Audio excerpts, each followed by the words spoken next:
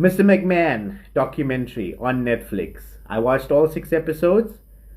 You guys know that Mr. Nashville does not mince words. He doesn't hold back. And I'm always I don't choose to be the devil's advocate. I just have a difference of opinion. I always try and look at I don't just follow the sheep, in anything. I sit back, I look at it from a different perspective, and then I analyze for myself and I decide for myself without other people telling me how I should think or feel about certain things. I enjoyed the documentary for the substance. I know some people felt it didn't hit as hard. I know that it was the sort of the premise, I guess you could say, of the documentary based on the teaser, the trailer that we saw.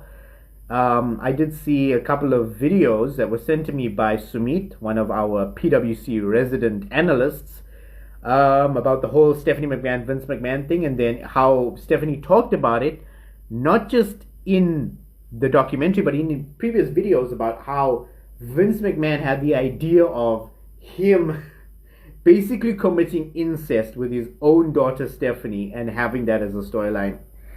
I mean, when you think of the things that Vince McMahon would do, and then he says, "I would never ask my talents to do something I wouldn't do myself," and then you think of some of the things he thought of doing, and then you think of the allegations that are being, thrown at him.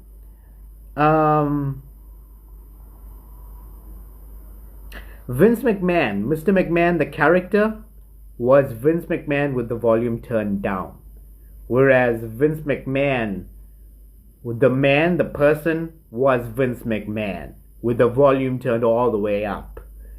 And for the lack of a better term, his ass cheeks spread as far wide as they could. I mean, I can't imagine people actually puckered up. I mean, William Regal actually had his face shoved in there. And then you read some of the allegations being thrown against Janelle. Yeah, let's not go into there. Getting back to the documentary, I liked it. I enjoyed it for what it was. It was almost like a revisionist history of the WWF more than it was about Vince McMahon. It had to be about Vince McMahon because Vince McMahon was the man behind the WWF, getting from being this regional promotion to an international juggernaut. But it was more like a recap of the WWF to WWE through the WCW, Monday Night Wars, through the Golden Era, through the Ruthless Aggression. They didn't cover the Ruthless Aggression era much. There was a slight mention of the Benoit, tragedy in inverted commas. Everyone knows I have my own theories on that. We're not going to go into that right now. But yeah, it was a good documentary. I would recommend that documentary for casuals or for people who want to know more about WWE. I have a theory though as to why that documentary was aired. Because if we all know as wrestling fans that Raw is moving to Netflix and pay-per-views are going to be on Netflix next year.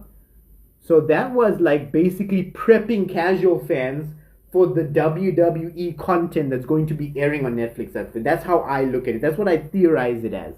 That's what it was. It was a recap. I liked it. I enjoyed it as a wrestling fan. Vince McMahon is a chutia. There, I said it.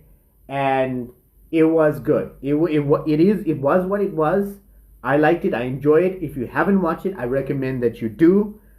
And that's all I got to say about that.